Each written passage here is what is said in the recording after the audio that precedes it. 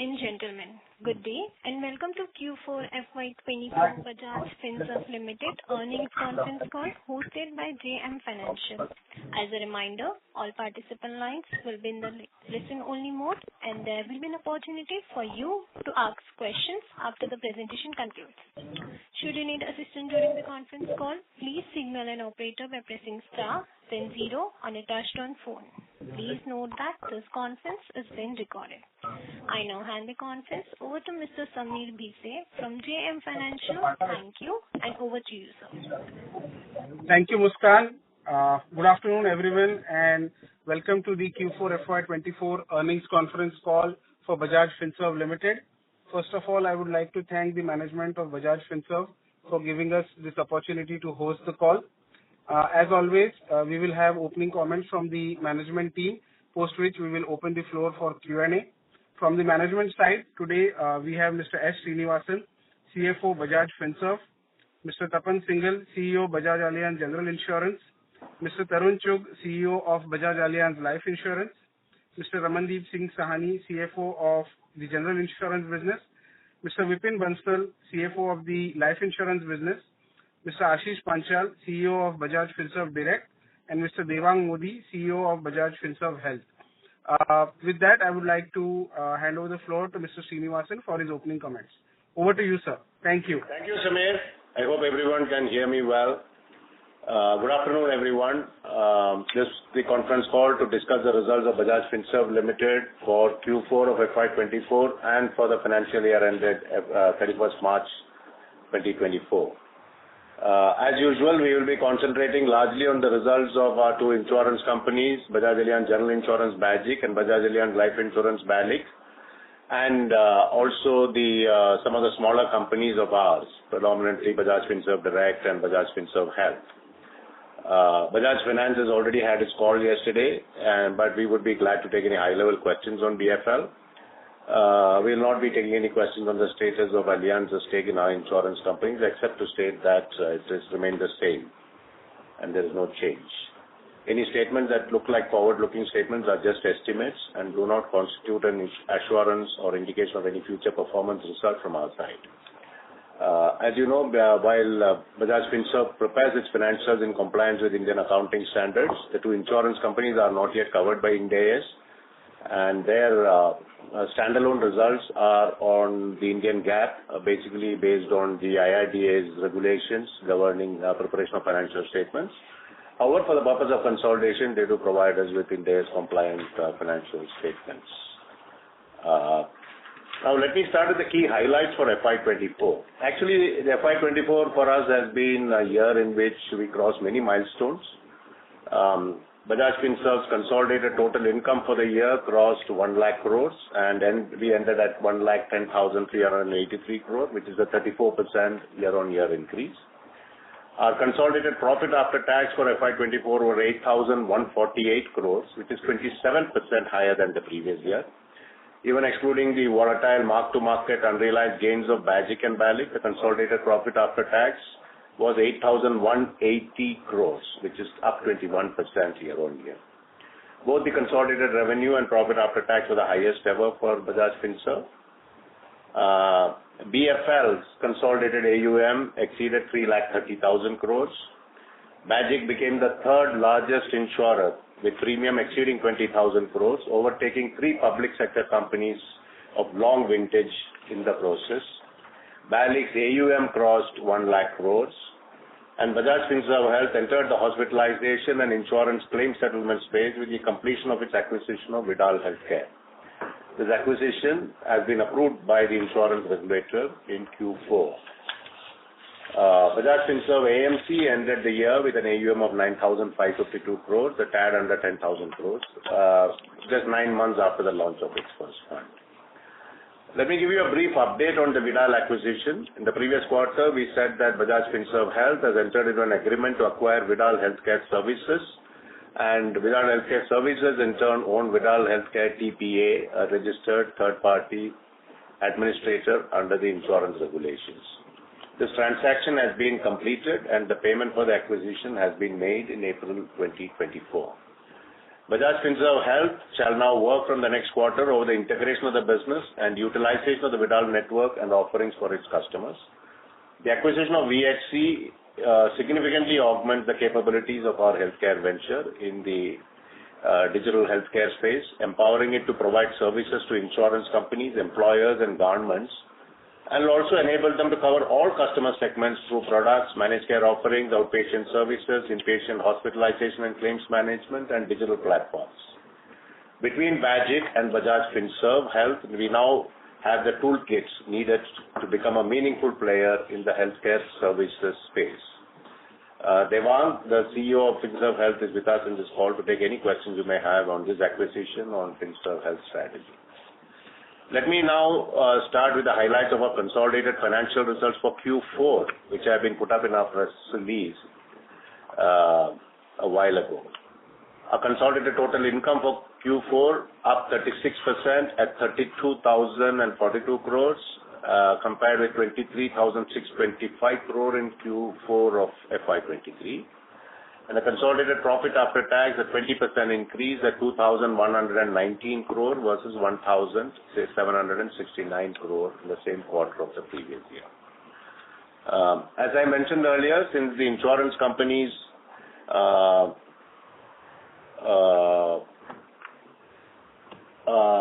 account for unrealized gains or mark-to-market gains or losses on the equity account as fair value through profit and loss account, we traditionally also disclose the impact on profit of such volatile gains. If we were to exclude the impact of these MTM losses and gains, the core profit after tax would have increased by 17% in Q4 FY24. During the quarter, BFL recorded a top-line growth of 25%, growing from 7,781 to 9,714, and a consolidated profit after tax higher by 21% at 3,825 crore versus 3,158 crores. The ROE was 20.5% versus 23.9%, largely because BFL had raised about 9,000 odd crores in Q3 of FY24. Bajaj recorded top-line growth in gross written premium of 32%, 4,962 crore versus 3,766. Profit after tax increased by 18% to 380 crore versus 322 crore. And the ROE was 3.6% versus 3.4%. The combined ratio, as measured as per the IRDA's master circular on financial statements, was 101.6 versus 97.3% and 97.3% in the same quarter of the previous year. Bajaj recorded a top-line growth of 27%, with gross written premium increasing to 8,183 crore in the quarter, compared with 6,434 crore. Profit after tax higher by 321%, from 26 crore to 106 crore. More importantly, the NBV increased by 16% from 415 crore to 480 crore. More about these companies in the rest of my presentation. Going to the business update on the performance for Q4 and FY24, the external environment was generally favorable for the insurance sector. Some of the challenges to growth posed during the post-pandemic period also receded compared to the previous year. Positive regulatory developments in the insurance sector aimed at attaining insurance for all by 2047 continued in FY24. All this created a conducive market for both the life and general insurance sector, and we remain optimistic that the industry will continue to grow given the favorable macros, regulatory changes, low penetration, and relatively positive consumer sentiments. Coming to Bajaj. Before I get into performance, I have to mention that our claims reserving triangle and the claims pay triangle has been included in our investor presentation. You may note that for the last few years, we have been doing that once a year, as is the practice in the market. And of the total reserve, we have had a favorable development of about 8%. Bajaj continues to be well reserved. Bajaj continues to balance growth with profitability and consistently delivers a superior combined ratio versus the industry. It continued its growth momentum, recording above market growth in Q4 as well as all of FY24. Headline gross domestic premium income increased 32.3% during the quarter, well above the industry, which includes private and public multi-line players, growth of 10.9%. And in FY24, its growth of 33.5% was higher than the private sector's 17.5% and the industry's 14.2%.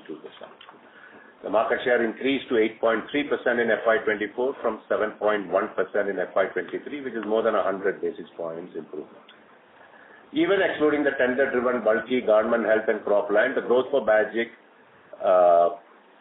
is 13.34% as compared to the previous quarter, but it's in excess of the industry growth of 11.5%. GDPI grew by 20.4% for FY24, excluding the tender-driven businesses, versus the private sector's 16.4% and the industry's 13.3%. This market-leading growth was contributed mainly by commercial, 14%, group health, 46%, retail health, 11%, and miscellaneous, 95%. On the bottom line, the industry has been significantly impacted by NatCat events this year, and as you know, larger companies tend to have a greater exposure to NatCat events, especially those which have a higher book of commercial and corporate businesses. We experienced 8 events, mainly North Indian flood, Sikkim flash flood, Tamil Nadu flood, cyclone events such as Cyclone Biparjoy and Michong during the year, as only one flood event in the previous year. The combined ratio for the quarter was higher at 101.6 as against 97.3% in Q4 of FY24. The higher ratio is on account of higher claims during the quarter. The combined ratio improved to 99.9% in FY24 versus 100.5% in all of FY23, notwithstanding a NatCat claims of 118 crores, which is net of reinsurance and reinstatement premiums. The profit after tax for the quarter has grown at a healthy level of 18% from 322 crore to 380 crore, and it was higher by 15% for the full year from 1348 crores to 1550 crores. The higher PAT is attributable to better investment income. Excluding the impact of NatCat claims, the growth in profit would have exceeded 20%. Growth in motor insurance during the quarter was muted. It was 9% for the year, partly because of Bajaj's tight focus on writing only preferred categories of business and in line with new auto sales growth of 10%. Bajaj continues to adopt a conservative stance on commercial vehicles underwriting. While motor still continues to dominate the business mix, other significant movements in FY24 included significant increase in government health mix by 13%, decrease in crop insurance mix by 4%, against the previous year, attributable to more prudent selection of the areas where we wanted to participate. In particular, Bajaj continues to be conservative in writing large volumes of commercial vehicle insurance, where the growth is only 3% for the year. The claim ratio was 70.3% in Q4, as against 66.4% in Q4 of FY23. The claim ratio was higher than previous on account of higher claim ratio in health and motor TP segments, partially offset by lower commercial and crop claims. Claim ratio for the full year, however, at 73.8%, ex-NatCats at 72.5%, was marginally better than last year at 72.9%. As we highlighted earlier, the earned premium takes time to catch up when the growth is strong, like we have seen with Bajaj.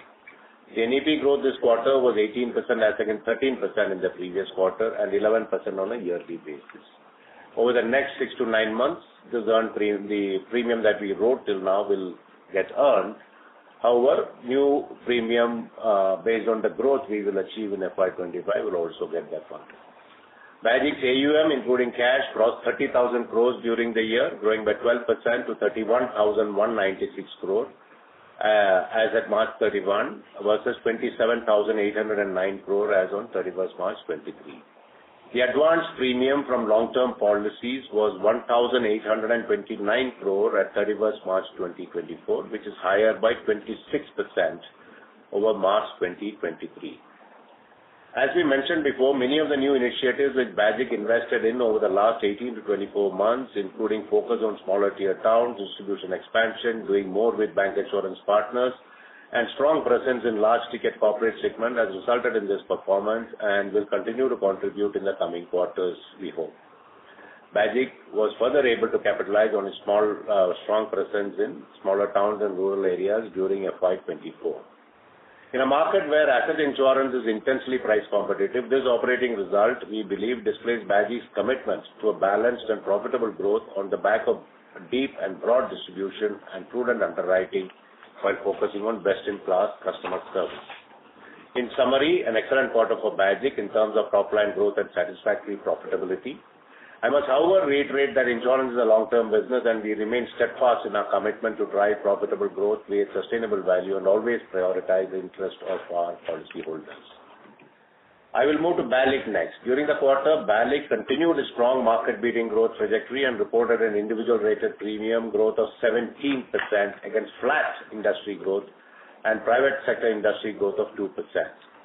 If you recall, the last year we had the tax change where the high-ticket traditional policies were brought into the tax brackets and which resulted in a significant amount of sale in the month of March. Therefore, on the back of this high base, the growth achieved by BALIC, we believe, is quite commendable.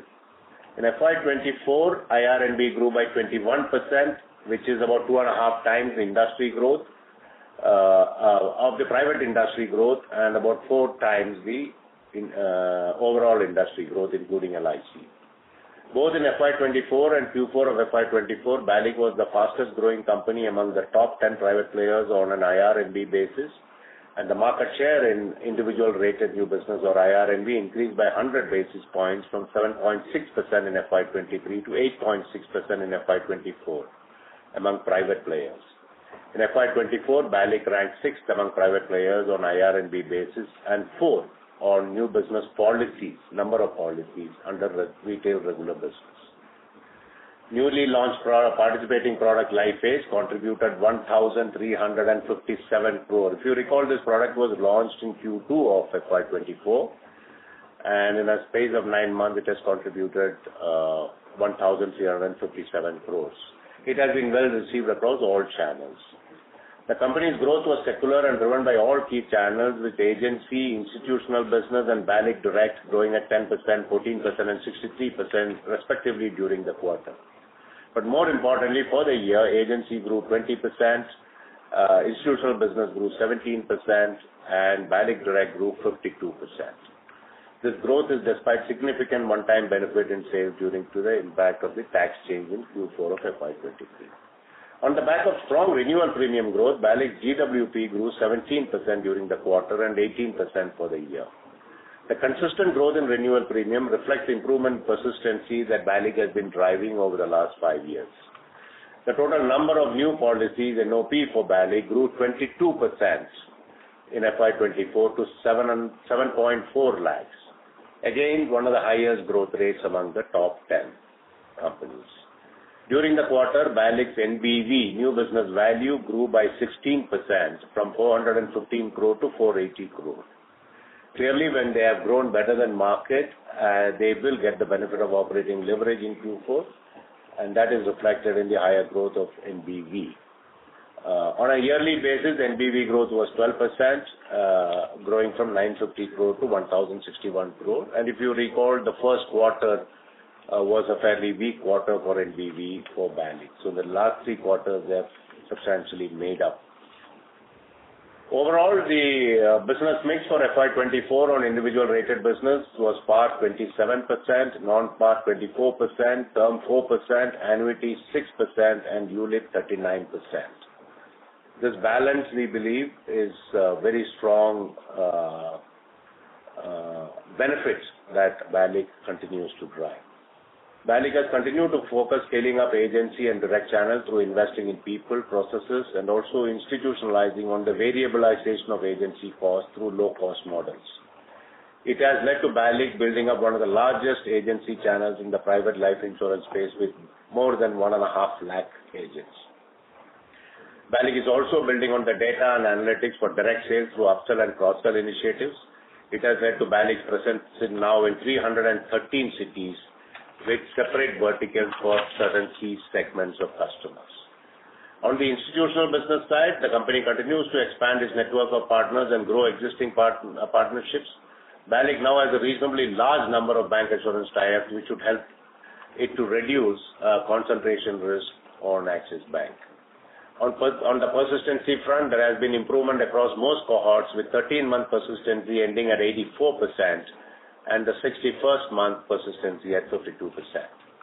Profit after tax, as I mentioned earlier, grew from 26 crore in Q4 to 106 crore in Q4 of FY24, and BALIC had a growth of 44% on PAT for the year from 390 crore to 563 crore. This was supported by higher than expected release from the past book and better mortality experience, partly offset by higher new business strain on account of business growth. BALIC ended the year with an AUM of 1,09,829 crore. Overall, another good balanced quarter for BALIC. Finally, as you know, both the insurance companies are among the most solvent, BALIC with 432% and BAGIC with 349%, and hence are well poised to weather any external adversity. Given the excess capital, we have been paying out dividends from BAGIC and BALIC for the last few years, and this year the dividend has been increased from the previous year. BAGIC has declared 661 crore of dividend with a BFS share of 489 crore, and BALIC has declared a dividend of 497 crore with a BFS's own share of 368 crore. BFL has announced a dividend of 2,228 crore, of which 1,144 crore will be for BFS, subject to approval by shareholders. Over the last 7 years, BAGIC has declared a total dividend of 1,605 crore and BALIC has a dividend of 1,821 crore. And we have been reinvesting the dividends into our emerging businesses, Bajaj Finserv Direct, Bajaj Finserv Health, and the AMC. Let me move to the lending businesses, BFL and BHFL. I will only briefly touch upon the results, since the results are already available in the public domain. A good quarter for BFL on all growth metrics, AUM, customer acquisition, portfolio metrics, and operating efficiencies. For rural B2C business, growth continued to be muted at 6%, which was planned due to the elevated risk and which has been called out by Rajiv Jain in his investor calls over the last 2 quarters. Profit after tax grew 21% during the quarter and 26% during the year. Customer acquisition, 32.3 lakh new customers, disbursed 3.6 crore loans, and added a record 1.45 crore new customers in FY24, the highest ever till date, as against 2.96 crore new loans in FY23, which is a growth of 20%. The customer franchise is very strong at 8.36 crore, while cross-sell franchise itself has crossed a milestone of 5 crore. The Bajaj Finserv app now has 5.24 crore net users, as against 3.55 crore users on 31st March 23, and the AUM ended at 3,30,615 crore on a consolidated basis. The risk metrics continue to hold well. Gross NPA, net NPA at 0.85% and 0.37% respectively. BFL holds a management macroeconomic overlay of 300 crore, and during the quarter we utilized 127 crore towards strengthening the ECL model and 163 crore towards loan losses and provisions. BFL ended the quarter with a consolidated PAT of 3,825 crores. The capital adequacy ratio remained very strong at 22.52%, with 21.5% being Tier 1 capital. This was held by the capital raise in Q3. Our housing finance company, the 100% mortgage subsidiary of BFL, continues to do extremely well. AUM grew 32% to 91,374 crore. Profit after tax grew 26% to 381 crores in Q4, and for the year at 1,731 crore. It grew by 38%. Capital adequacy ratio stood at 21.28, with 20.67% being Tier 1. GNPA and NNPA were again very strong, 0.27% and 0.1% respectively, as of March 24. And in summary, another very strong quarter for both BFL and BHFL. Now to move on to our platform companies, Bajaj Finserv Direct. During the Q4 of FY24, Bajaj Markets attracted 72 lakh consumers on its digital platform, of which 1.6 lakh became customers, as against 84 lakh and 1.9 lakh customers in Q3 of FY24. BFSD lending, unsecured, secured, both BFL and partnerships disbursement for the quarter stood at 1,636 crore, as against 1,664 crore. The card sourcing was lower at 20,673 versus 36,603. As you are aware, and we had called out earlier, Bajaj Markets had voluntarily decided to stop sourcing EMI cards post the RBI order on BFL. After correction of the deficiencies pointed out, BFL has already applied to RBI for a review, and as soon as RBI allows, Bajaj Markets will also resume sale. During the quarter, Bajaj Finserv AMC launched 2 new passive equity funds and one large and mid-cap fund. They attracted good investor interest. We ended the year at 9,552 crore of AUM, of which 3,400 crores was on equity-oriented funds. Bajaj Finserv Health carried out 9.3 lakh health transactions, having 2.48 lakh plus monthly active users. For the quarter, EBH had 18.98 plus lakhs paying users, which is almost double that of Q4 of FY23, with 7.17 lakh users having renewable products. As Devang mentioned earlier, these are 2 key metrics, which is the paying users and the number of payments we make, and the third metric is, of course, how many have renewable products. Bajaj Finserv Health also expanded its provider network, which now includes 107,000 plus doctors, 5,400 plus lab touch points, and 2,250 plus hospitals. With that, I come to the end of my opening remarks. Before we open for questions, considering the paucity of time, I would request the audience to kindly keep their questions brief so that we can cover more queries during this call. With this, I invite questions from the audience and hand it over. Okay. Thank you. Thank you very much. We will now begin the question and answer session. Anyone who wishes to ask question may press star and 1 on the touchtone telephone. If you wish to remove yourself from question queue, you may press star and 2. Participants are requested to use handsets while asking the question. Ladies and gentlemen, we'll wait for the moment while the question queue assembles.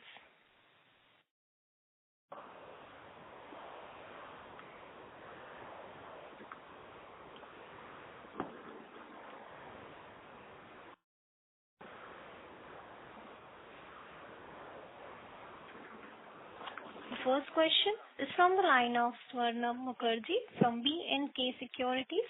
Please go ahead. Hi, sir. Thank you for the opportunity. A couple of questions from my side. First, I wanted to ask about the Bajaj segments. So, I think when we look at how the exit growth rates have been in the different segment, I think retail lines are looking slower. Much of the growth has come on the back of commercial lines and tender-driven businesses. So, just wanted to understand, first of all, what kind of challenges or enhanced cost of acquisition, etc., you are seeing in the industry in these retail lines, which is preventing you to accelerate the growth. For example, motor OD loss ratio, if I see for the full year, is around 64%. Would it be the range you'd like to operate at, or can there be further headroom for growth in this? So if you can give us some sense on which areas you want to focus on in FY25 to drive growth in the GI business. That is the first question, and also wanted to hear your comments on the higher expense ratio that we reported for this quarter in Bajaj.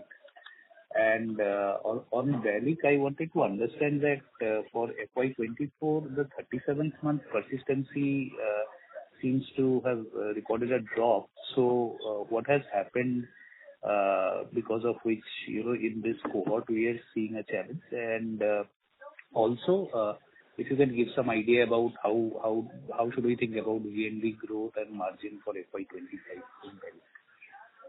Yeah, thank you for that. I think, as you know, on the VNB margins or combined ratios, we do not give guidance, particularly in insurance where, nobody can predict when catastrophes will happen or what kind of yield curve movements will happen. But if I were to summarize your question, the first one was the outlook on retail growth and whether it was a bit slower than what you anticipated in Q4. The expense ratio in Bajaj, why it was higher in Q4.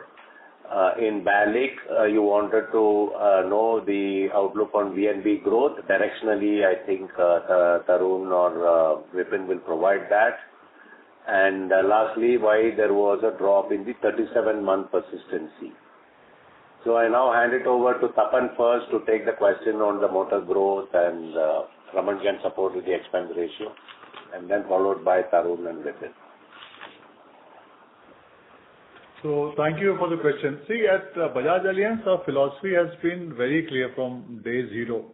Wherever we see opportunity to grow, we grow that, you know. And if you look at the retail lines of business, we're still one of the large players in the Indian market.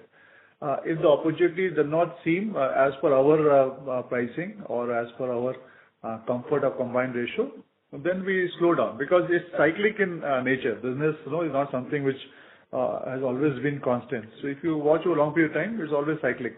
So opportunity again comes in, and then we again grow and take our place. But we would never be aggressive when the market is not conducive for high growth. Q4 normally, if you look at most of the years, retail gets aggressive in Q4 because the way the general insurance business is structured, a lot of commercial business happens in April. You know, 1st April is the date, and then is September, which will be there.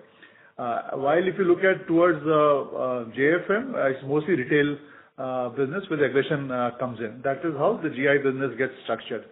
So typically in Q4 in retail, the aggression of the market increases beyond our comfort level, and that's why you'll always see a bit of a slowdown in Q4 retail. But again, the next quarter, typically as the cycle, as we have seen in the past, the next quarter again gets much more easier. So it's a natural cyclic performance. So there's nothing in terms of that we are as a strategy slowing down or looking at.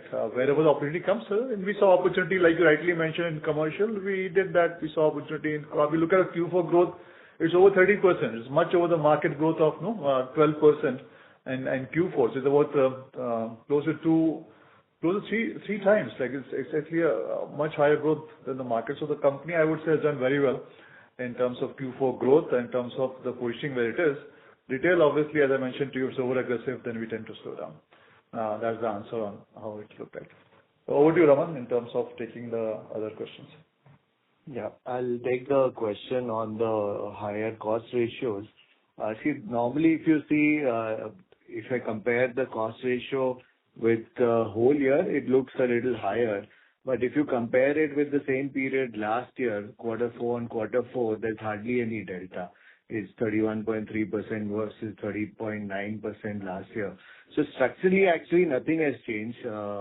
What has really just moved up? So OPEX, there is actually no change, but a bit of higher commissions in Q4 has actually inflated the overall cost ratios for the company. And that is cyclical, because if you look at our growth in Q4, it's largely coming from some profitable lines where the commission rates are higher. So that's the only reason the growth is higher.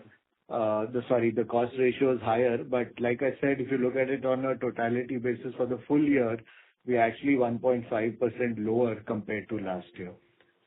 I hope that answers your question.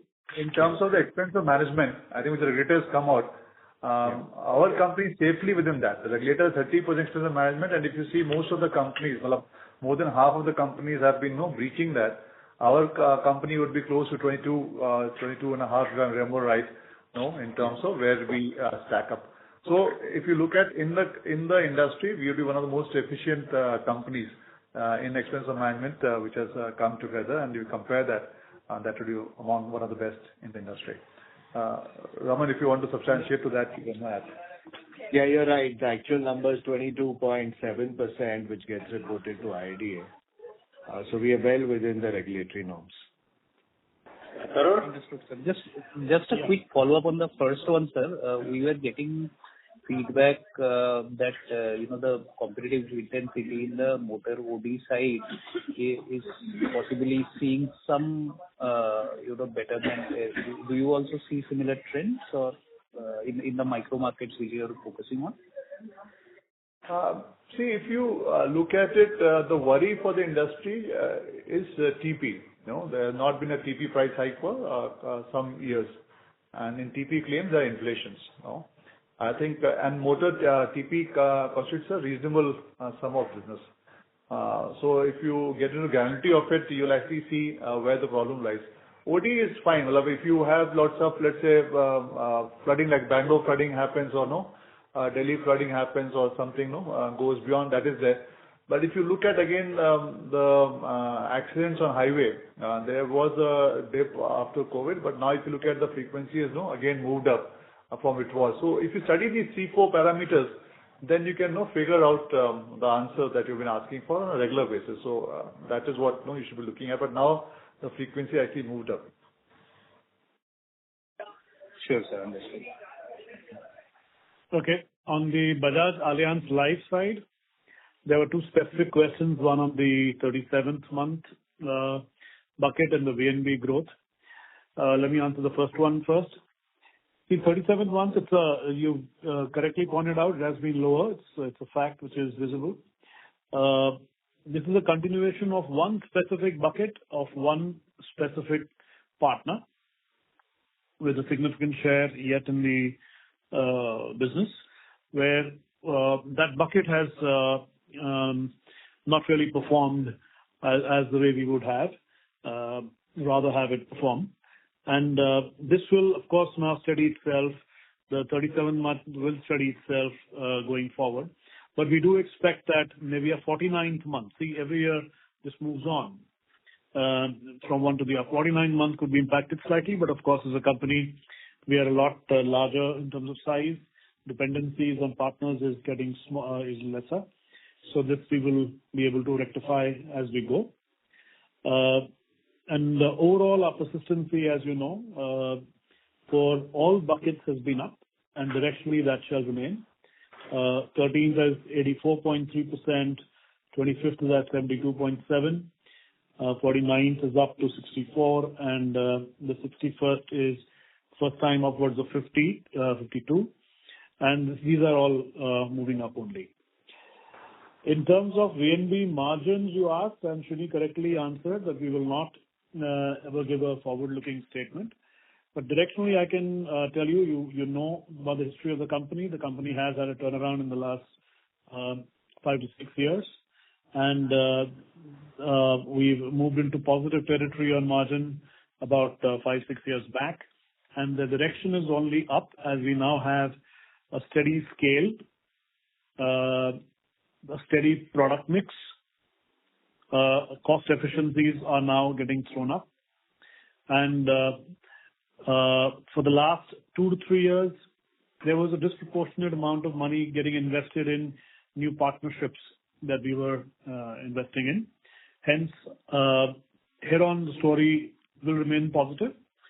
Of course, you have to, as Srini also pointed out, you can't be 100% sure about the way the yield curve is going to be. The non-par funds particularly get impacted by that. So largely, these are the reasons where we'll see a trend going up, but of course, we shall not be able to give any forward-looking statement. Vipin, is there anything you'd like to add? No, I think just on the persistency to re-emphasize, if you look previous year, 25th month was down by about 2% odd. And it's a flow like Tarun mentioned. So last year it was 25th month, this year it is 37th, and next year probably 49th may have some. So it's a book we acquired about 3 years back and that's flowing through. But otherwise we don't see any stress on our persistency. It's been improving. Understood, sir. Just quick follow-up. Is this on a savings? 37th month, I think, right? Sorry, sir. Your voice was not audible. Yeah, can we move on?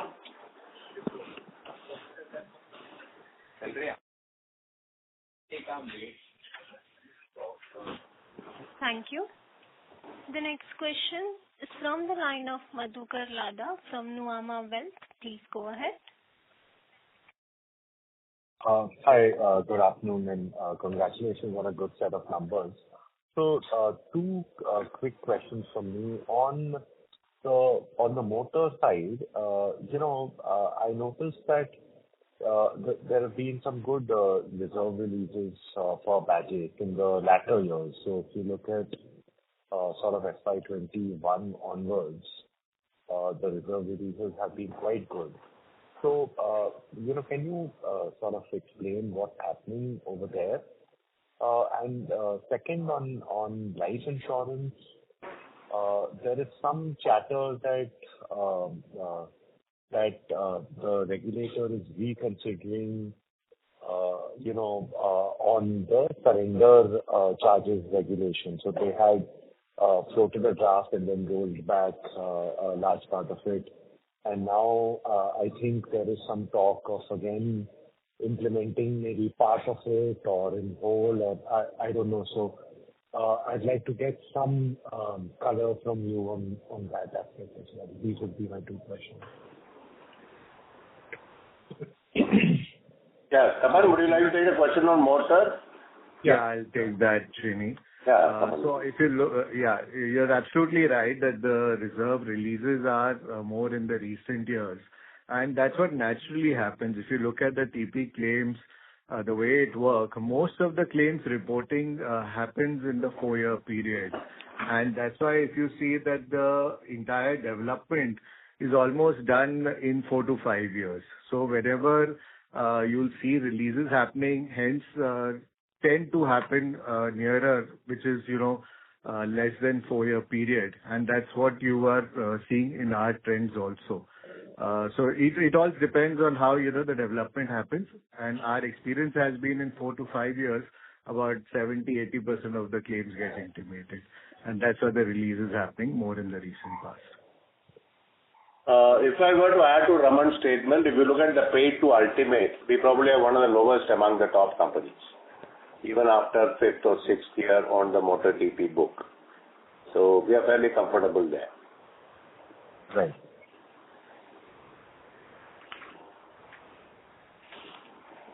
Thank you. And on the life insurance bit, that question is pending. As a matter of speculation, we will wait to see more hard action from the regulator. We do not comment on.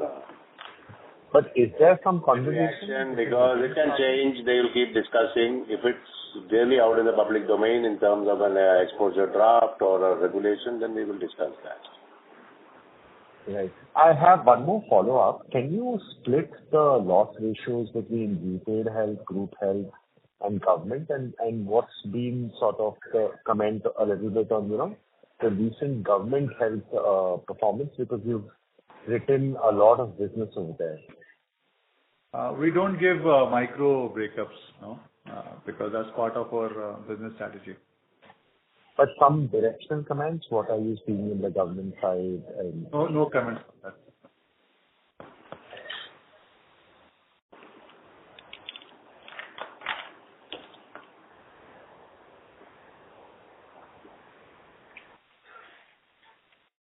Thank you. A reminder to all participants, you may press star and 1 to ask questions.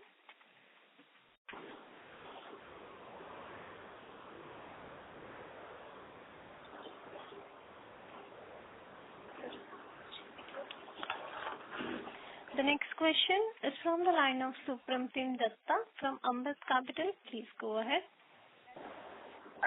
Thanks a lot for the opportunity. So the first question that I had was, on the motor TP front, like you pointed out, that, we haven't had a price increase. However, this year we have seen, the loss ratios improving at an industry level there.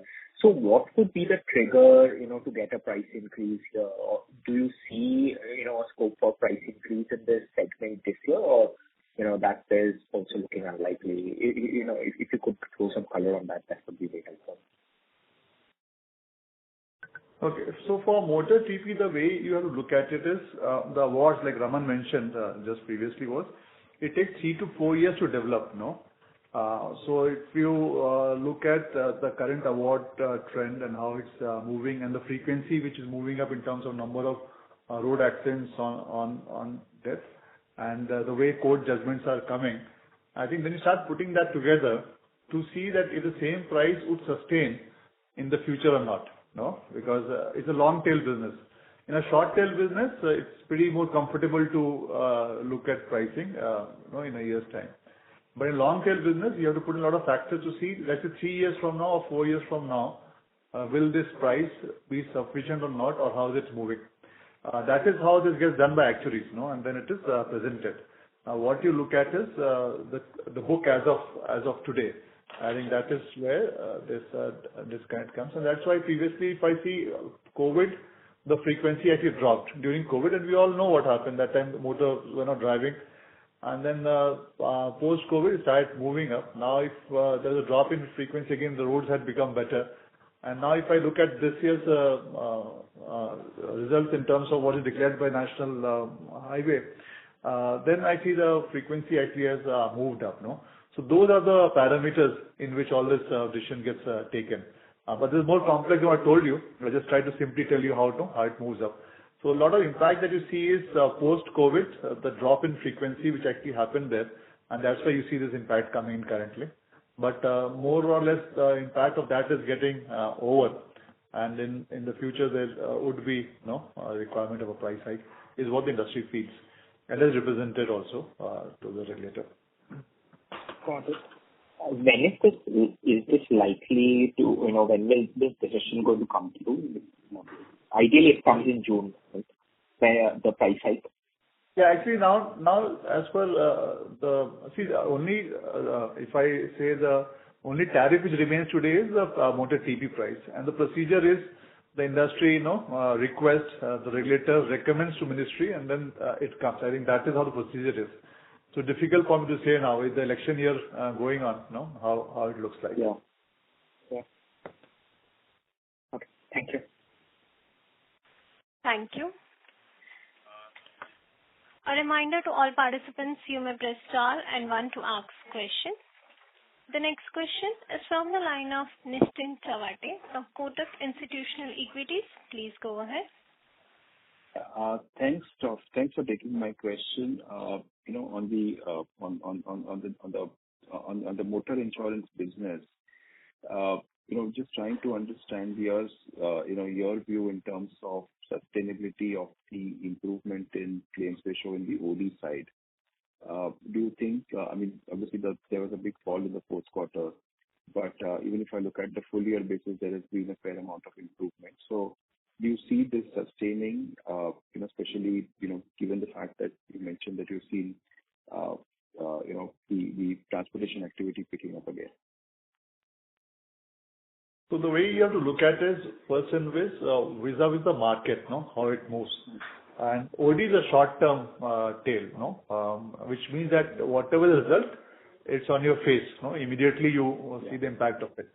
So a fall in OD actually shows that the company has been segmenting the customers right. It shows a reflection of good underwriting by the company, has been able to segment customers well, and that's why you see a fall in terms of the OD ratio. Because as I mentioned to you, the short-term ratios, you'll be immediately able to see the impact in terms of what business you write. And TPA is a long-term, so you see the impact a bit later. Now, is it sustainable? Obviously, our ambition has always been to be a good underwriting company, and that has been reflecting in our combined ratio over years now. I can say it's not about 1 or 2 years. I think if you take it back to 10, 15 years, we have had one of the best combined ratios of the industry.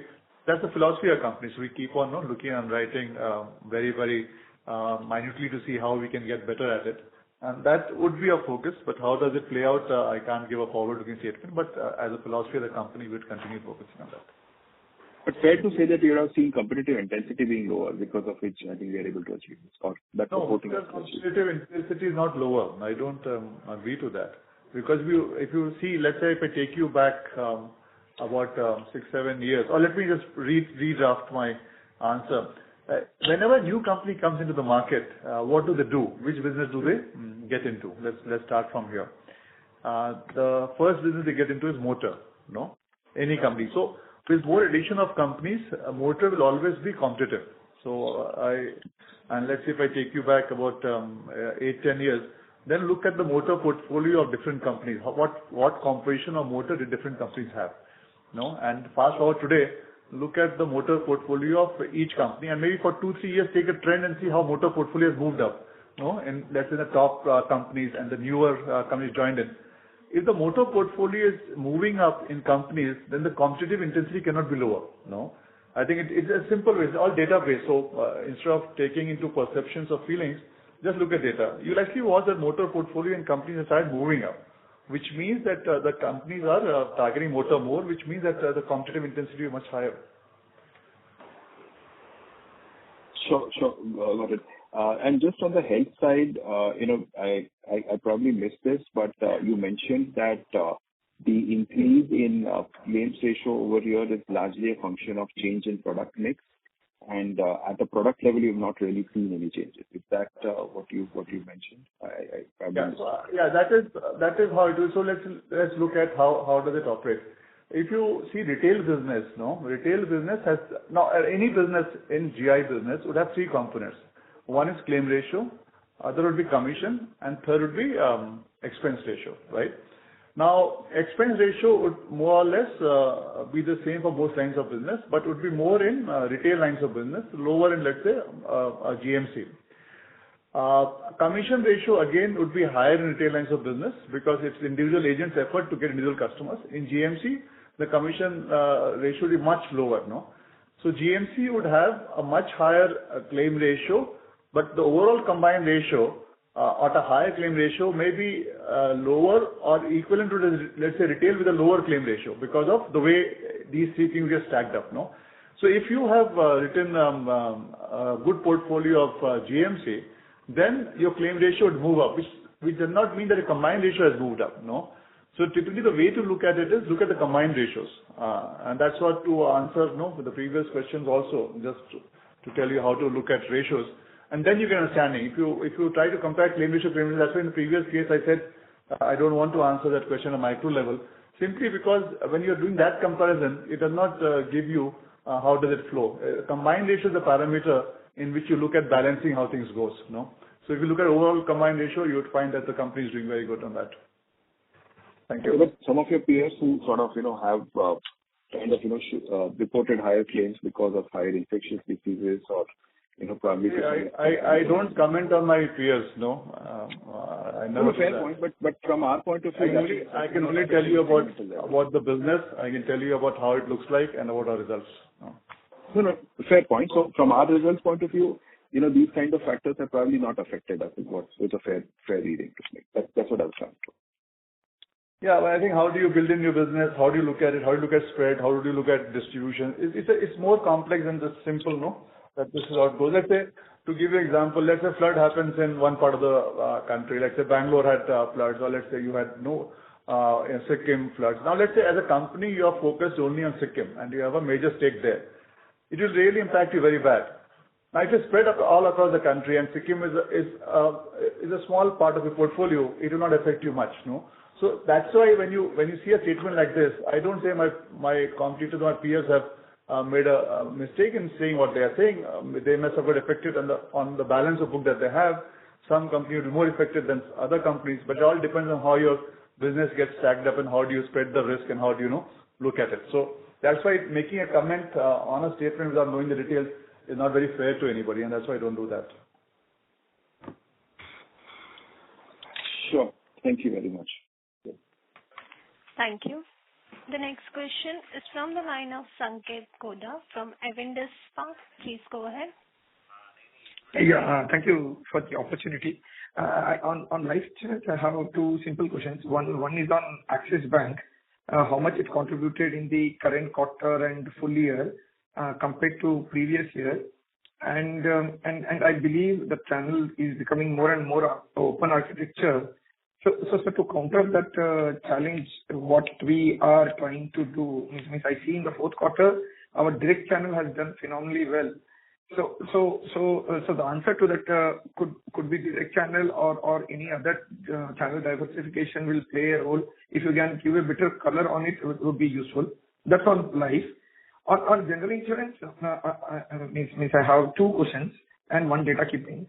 One is your crop has been flat year on year. So we all know that every company will chase EOM as they are getting closer to FY26. So it has been flat in the current year, and we have always been a very good underwriter with the crop. So just wanted to understand that with pricing maybe further deteriorating or your view on that, you see crop to come off compared to what it is today? That's one thing. And second is on reinsurance market. Means last year we all know that commercial line saw a reinsurance hardening. How is the trend? How are your April renewals with respect to reinsurance market? And if it is softened, what is the likely benefit you will see through it? And lastly, if you can tell me NWP number for the quarter would be useful.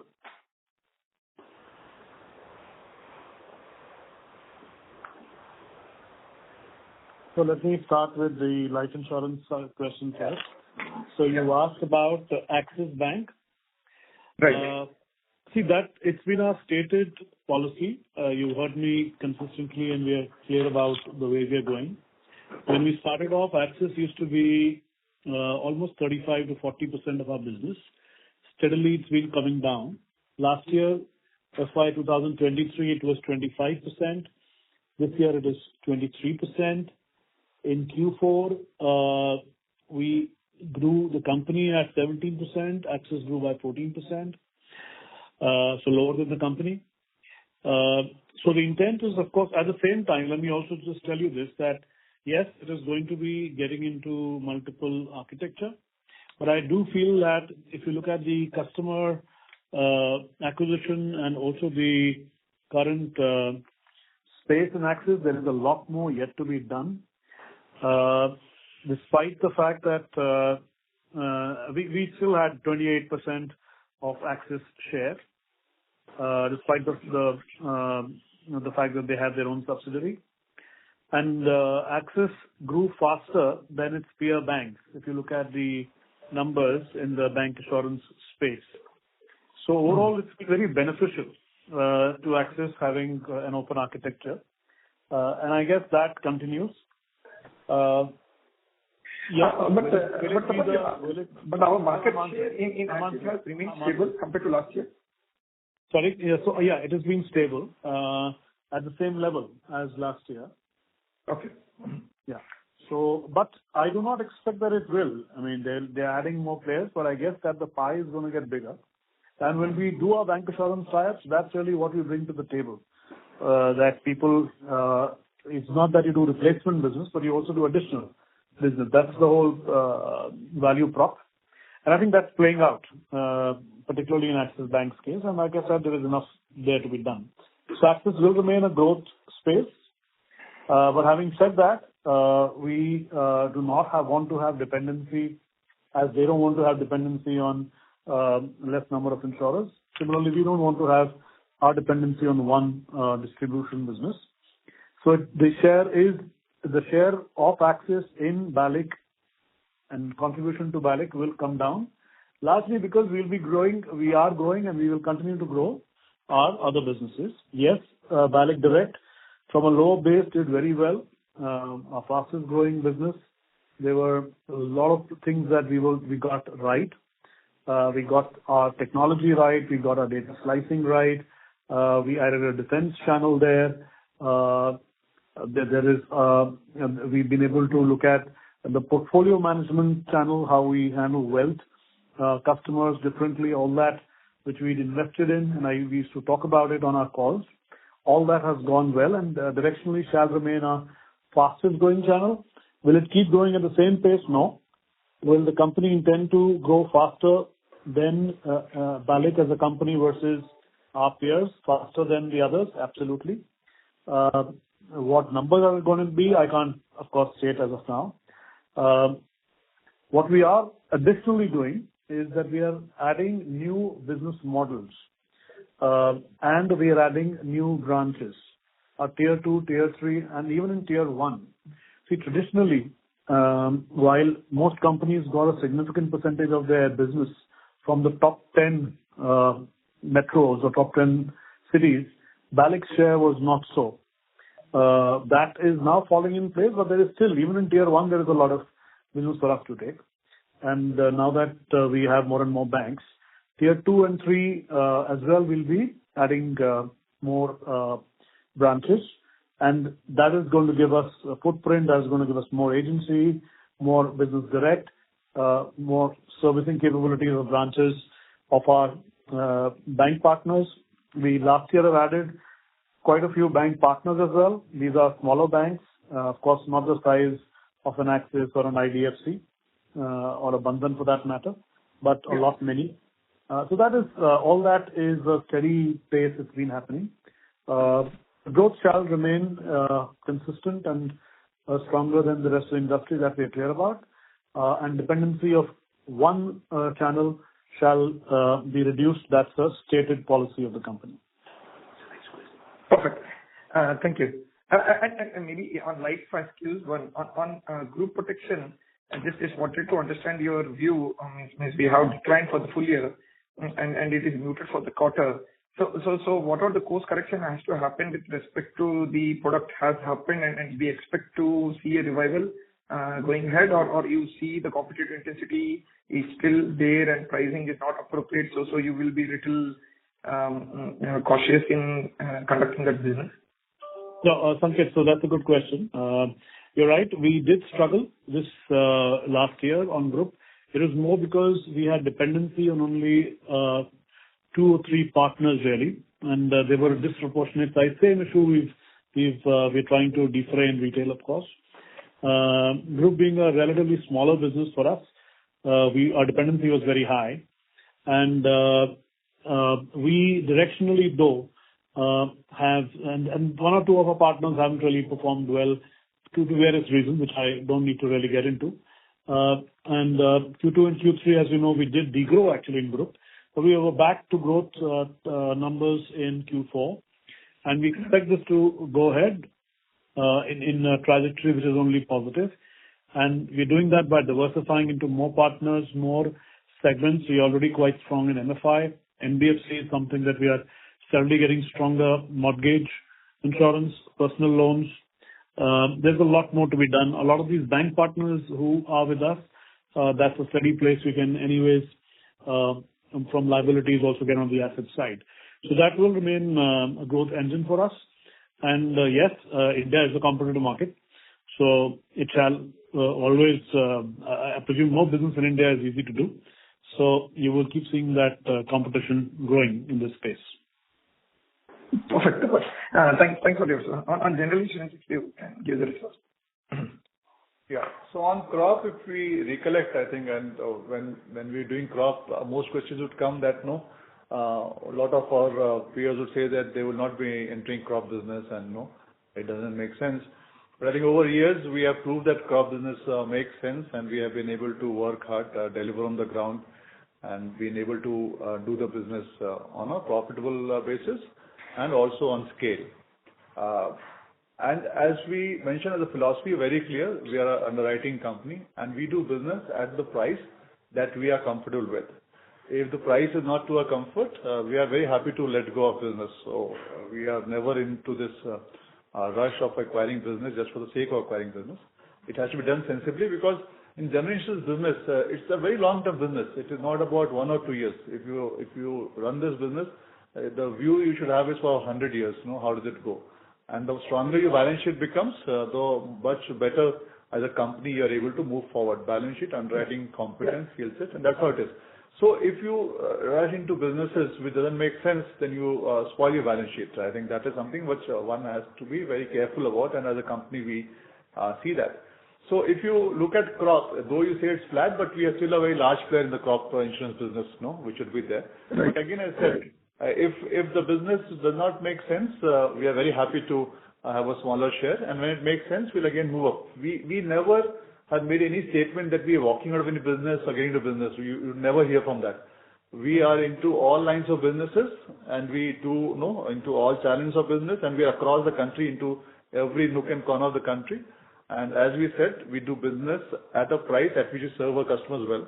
And if you see the IDA figure in terms of grievance ratio, we are one of the lowest in terms of grievance ratio also in the country, in spite of having such a large amount of customer base which should be there. So on crop, this is our philosophy, and this is how it will also continue. Yes. But Tapan, will you be confident to achieve the similar number? Because I know, as you rightly said, many people will be chasing that business now. So then if the price is not right, as I said, I'm very happy to let go of my market share in crop. If the price is right, I'll gain. So I can only, it's a tender business, no? So the next tender, it depends on how the pricing goes, and that's how it will be, no? So, how can you, my confidence is only on one thing, that we will price the business right. Because of this tender-based business means on government health, just wanted to understand, you did very well in the current year. Means given that scale is very big now, you will repeat it, given if you did not disclose the experience there, but looking at your experience, whether you will repeat that business in the next year or how is your outlook there? If you look at it, not again new to us. That is the point I've been saying. Government health we have done in the past also. We have done for Jammu and Kashmir. In the past we've done for Gujarat also. We have done for West Bengal also. No, I think if I remember right, we did for Chhattisgarh also. It's not that it's new to us. And wherever the pricing is right, that we will do. If not right, we will not do. So in the past also, at times, some years we have written good government health business. Some years we have not written good government health business. It just depends at what price point do we get it. So on tender business, for me to confidently say that yes, we will write it would be wrong, because as I said that we will write it at the price that we are comfortable with, and on that price, if we get it, we write it. And will we be doing this business? Yes, we will be doing this business. There are years when the business pricing is not right. Those years you will not find us. But if you look in the past also, you'll find that Bajaj Allianz has been doing government health business. There's nothing new that this is the first time you written the government health business. That's the government health. Yeah. Got it. And on the reinsurance market, if you can comment. Yeah, on the reinsurance market, if you look at it, our capacity now is the biggest in the Indian market, amongst all companies, be it public sector or private. We have the biggest fire capacity, we have the biggest engineering capacity, because we are a serious player in the commercial lines of business. And to the question that you asked on April 1st, it did go pretty decent for us in terms of 1st April also, because of the capacity that we have. Large risks require a good capacity, and our capacity is built by some of the top reinsurers of the world. It is minus the Indian reinsurers, I think, which we have to write an order of preference. All our reinsurers are A and above rated, So typically, that is how we have one of the finest reinsurance capacity in the market, and that will obviously help us write commercial lines of businesses. Got it. And around it, if you can give me the NWP number for the quarter, that will be useful. Yeah, Sanket, it's 2,462.